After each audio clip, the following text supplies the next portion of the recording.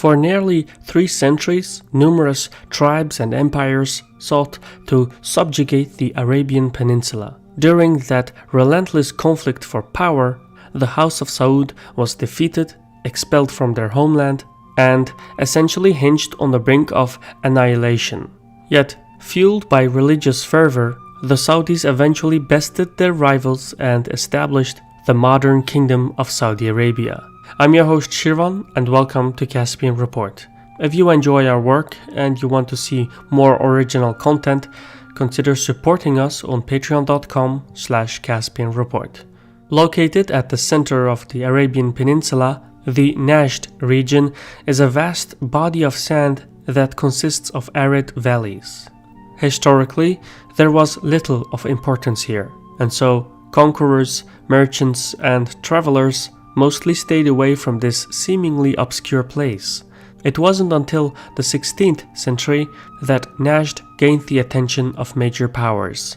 At the time, the Ottomans, having gained access to the Red Sea and the Persian Gulf, wanted to secure their holdings by controlling the interior of the peninsula. This was easier said than done. The inhospitable climate made it exceedingly taxing for large armies to move across. So, after a few early attempts, the Ottomans abandoned the plan. By the 18th century, the Ottomans revised their designs for the Najd region. Instead of directly annexing the interior, they reached out to existing tribes and established alliances and vassals. One such tribe was the Rashidi dynasty. Seated in the city of Hayil, the Rashidis drew their power and wealth from their proximity to the Hajj pilgrimage to Mecca and the ensuing commercial activity. Another ally was the Hashemite clan, who had managed the political affairs of the two holy cities since the late 10th century. As the two vassal states set their sights to conquer the secluded interior, the nomadic Bedouin tribes from the Najd were unwilling to give up their domains and prepared for a protracted conflict for the supremacy of the peninsula. In the ensuing fight, the Ottoman-allied Hashemites and Rashidis came across some tough Bedouin tribes who fought fiercely to defend their holdings. The town of Dirya, located on the outskirts of Riyadh, became a contender in its own right when the 16-year-old Mohammed bin Saud became its emir in 1726 and founded the Saudi dynasty. Other clans took offense at this, and a bitter power struggle erupted between the local warlords, which would last for a whole generation. During this time, a scholar by the name of Muhammad ibn Abdul Wahhab had returned to his homeland in Najd after studying at institutions in Egypt, Syria, Iraq, and Iran. But despite his Sunni education, Abdul Wahhab formulated and preached his own interpretation of Islam known as Wahhabism. His ultra-conservative creed was effectively condemned as heresy by most scholars, including his own family. As a result, Abdul Wahhab was forced to flee from town to town because his beliefs conflicted with the prevailing Sunni doctrine at the time. Then Abdul Wahhab met Muhammad bin Saud, who by then was older and wiser. The founder of the Saudi dynasty recognized the political possibilities in the doctrine of Wahhabism. As such, in 1744, history was made when Abdul Wahhab and Muhammad bin Saud formed a pact, which was sealed by wedding the daughter of the former to the son of the latter. Without this religious political alliance between the Wahhabi ideology and the House of Saud, both entities would have been just another clan and sect among many in the region. However, the two forces combined laid the foundation of the first Saudi state, which was propelled into existence by a jihad. As the teachings of Wahhabism spread throughout the peninsula, the Saudi rulers subjugated all the other clans in Najd. By 1808, the Saudi state had set its sights on the Hejaz highlands and conquered it. During that time, the Ottoman Empire had steadily lost its grip on power in the Middle East.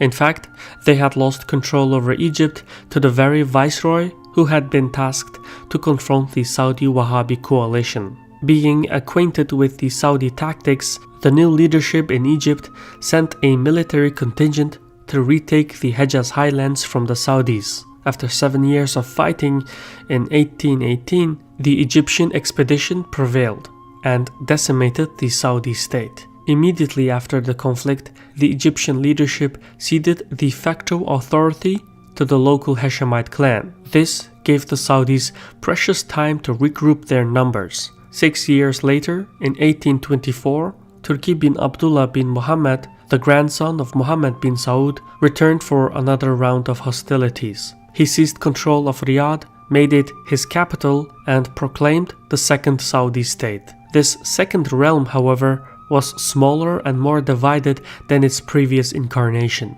Sensing an opportunity, the Ottomans encouraged their ally the Rashidi clan to assault the Saudis, which is what happened in 1891 when the Rashidis conquered the Saudi capital Riyadh and expelled the Saudi leadership to modern-day Kuwait. In this hopeless situation, the heir of the Saudi dynasty, Abdulaziz ibn Abdul Rahman, better known as Ibn Saud, devised a plan to revive his house. Now, whatever opinion one may have of Saudi Arabia, Ibn Saud was brilliant in his execution. In 1902, in his mid-20s, he sailed out of Kuwait with a force of 40 followers. Under the cover of the night, they scaled the walls of Riyadh and caught the Rashidi governor by surprise. As Ibn Saud reclaimed the land of his forefathers, he established the third Saudi state. However, having gained a broader knowledge of global affairs during his stay in Kuwait, Ibn Saud understood that he could not confront the Ottomans along the coastlines of the peninsula, so he did something that was unusual. He showed restraint and bided for time. In the meantime, he built up his forces and cautiously maneuvered between the Ottomans and the British. Then, at the backdrop of World War I, the circumstances changed. As the European powers dissected the Ottoman Empire and drew lines on the map, they created new countries. However, the artificial states severely weakened the authority of traditional tribes such as the Hashemites in Hejaz and the Rashidis in Hayil. Amidst this uncertainty, in 1921, Ibn Saud's Wahhabi army invaded the Rashidi homeland and brought the house to an end. The British government attempted to mediate the sporadic hostilities, but the plan backfired when the Hashemites refused to make concessions. As the rift between the British and the Hashemites grew, Ibn Saud took the liberty to move against the Hashemites. The ensuing conflict resulted in the defeat of the Hashemites in 1925 and forced the local royalty to relocate to Iraq and Transjordan. Yet, rather than outright annexing the Hejaz region, Ibn Saud negotiated a political compromise with the British. In the Treaty of Jeddah of 1927, the British government recognized the sovereignty of Ibn Saud over the Kingdom of Hejaz and the Third Saudi State. In return, the Saudis agreed to halt their territorial expansion. Although the cooperation with the British would pay off, Ibn Saud's association with Christian powers had upset the Wahhabi contingents in his army. Acutely aware of the situation, Ibn Saud allied with the British and used modern weaponry to crush the Wahhabi elements in the Saudi army and the disobedient princes who had backed them. The fighting dragged on into the 1930s, but ultimately Ibn Saud prevailed. With the conclusion of the civil war, and with the cities of Mecca and Medina firmly under control, Ibn Saud's legitimacy was unquestionable. As such, in 1932, the Saudi leadership fused the Kingdom of Hejaz and the Third Saudi State into a singular body called the Kingdom of Saudi Arabia. Nevertheless, the undeclared civil war of the 1930s illustrated that faith alone was not enough to sustain the unity of the Saudi government.